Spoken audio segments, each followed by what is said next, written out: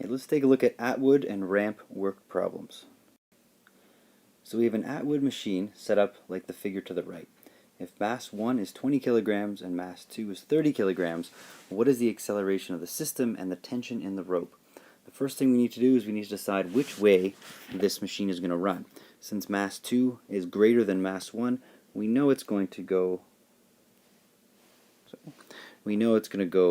in a clockwise fashion. So that's the first step. So first step is always finding the direction of movement. Okay. Second step, we need to draw a free body diagram for each one. So let's take a look at mass number 1 first. So mass 1, okay, it's over here. We know mass 1 is 20 kilograms. We know it has a tension up. We know it has mass of gravity, or force of gravity, excuse me, mass times gravity, which is 20 times 9.8, which is 196 newtons going down. The second free body diagram, very similar, 30 kilograms. We have an equal force of tension going up, don't forget, because tension stays the same, but now we have a greater Fg. Okay, and that equals mg, which equals 30 times 9.8, which is equal to 294 newtons. Okay. Now the last thing we need to do is we need to set a positive. We know mass 1 right there is going to go upwards, so let's set up as our positive. We know mass 2 is going to go downwards, so let's set downwards as our positive for mass 2. It's going to make things a lot easier. Now the third step is we need to create our equations for each one. So let's create our equation for mass 1. So now we have Newton's second law, which states that the sum of the forces equals mass times acceleration. Well, now the sum of the forces is going to be the force down and the force up, tension. Now we know tension is greater than Fg, so let's say sum of the forces is going to be tension minus Fg, and that's going to equal Ma. Now tension is just T because we don't know what tension is. Fg is Mg, and Ma is Ma. So we have tension minus mass times gravity, which we already know is 196,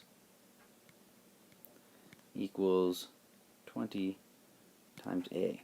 Now we're going to find what T equals to. T is going to equal to 20A plus 196. For our other equation, very similar.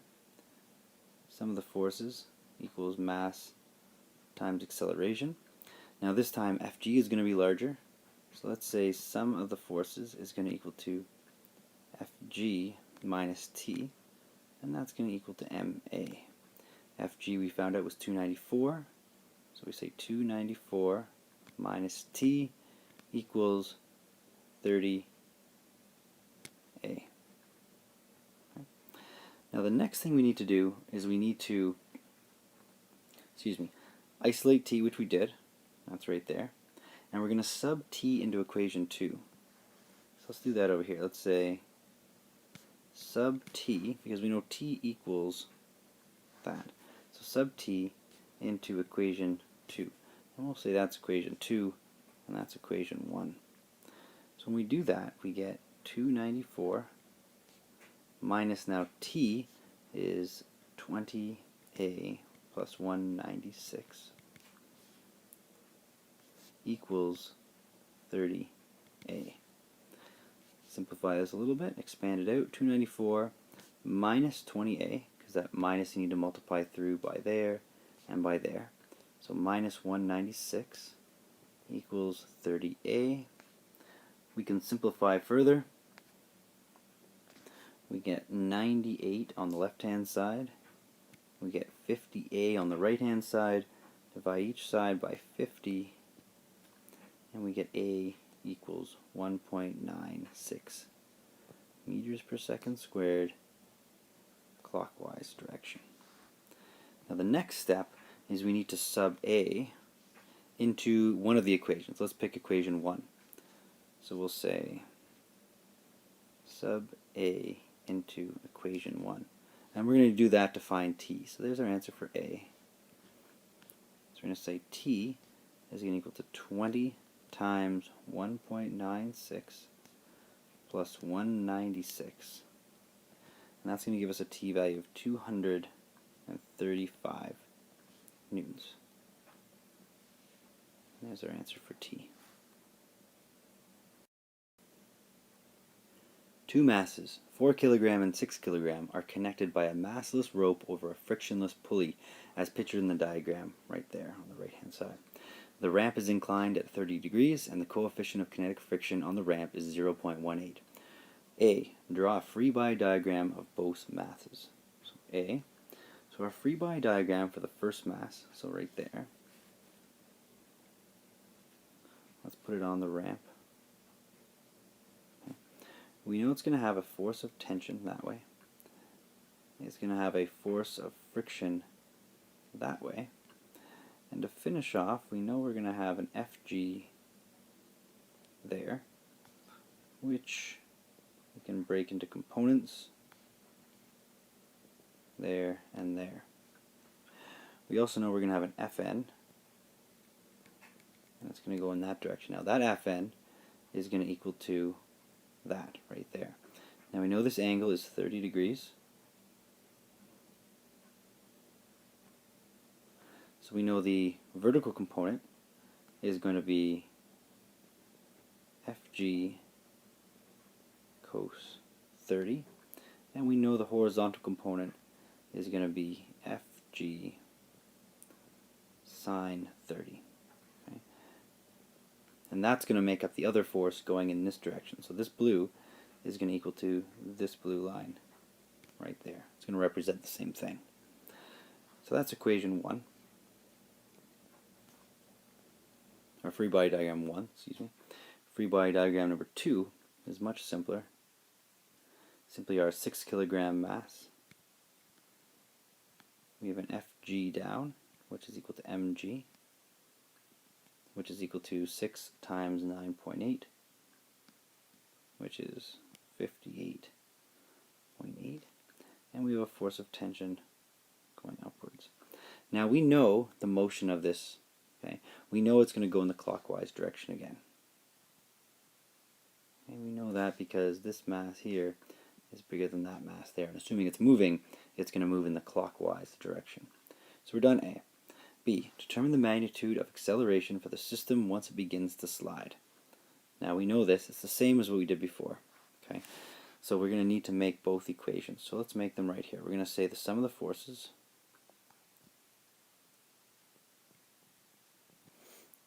in equation 1, we know tension is going to be bigger because it's going to go to the right.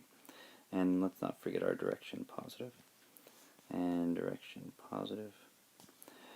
It's going to be tension, because that's the big one, minus force of kinetic friction, because that's working the other way, minus this guy right there, because it's going left as well. So minus Fg sine 30. Now, a couple side notes here. We can simplify this equation. We know Fk. We know the equation for Fk is going to be Fn times mu.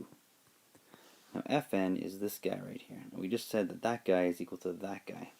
So we can say that Fn is equal to Fg cos 30 times mu.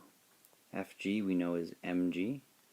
So mg cos 30 times mu. The mass is 4, so 4 times 9.8 cos 30, and we know mu is 0.18. Running out of room here. Anyways, when you do all that, you get an FK value of 6.11. Okay, so just one more time, I know it's a little hard to read. It says 4 times 9.8 times cos 30 times 0.18 Supposed to be a bracket there and a bracket there. 0.18. And that gives us 6.11. The other thing we need to know what this FG sine 30 is. So let's do the calculation over here. FG we know is mg sine 30. Okay, and when you do that, you get 19.6. So let's plug those numbers in over here. So now our sum of our forces is going to be T minus 6.11 minus 19.6, and that's going to equal to m, which is in this case 4, times acceleration. Now we can simplify this. 6.11 and 19.6 give us 25.7 and 4a. And isolating for t, we get t equals 4a plus 25.7. The second equation here is a little simpler. Sum of our forces, ma. We know Fg is bigger, so we're going to say 58.8 minus t equals 6a. And now we're ready to substitute. We can substitute our t value, which we got right here, into this t value there. So let's try that. Let's do 58.8 minus 4a plus 25.7 equals 6a. We simplify that, and we get 58.8 minus 4a minus 25.7 equals 6a. Let's bring that up there. Left hand side we get 33.1 equals 6a, excuse me, 10a. 10a, because we have 6 plus 4, and then we get an a value of 3.31 meters per second squared clockwise. Now what we're going to do is we're going to substitute that value into equation number 1 to find t. So let's do that. So t is going to equal to 4 times the number we just found, 3.31, plus 25.7. When we do that, we get a t value of 39 newtons. And that's our second value. So that's our answer for t. T equals, and our answer for a is right there.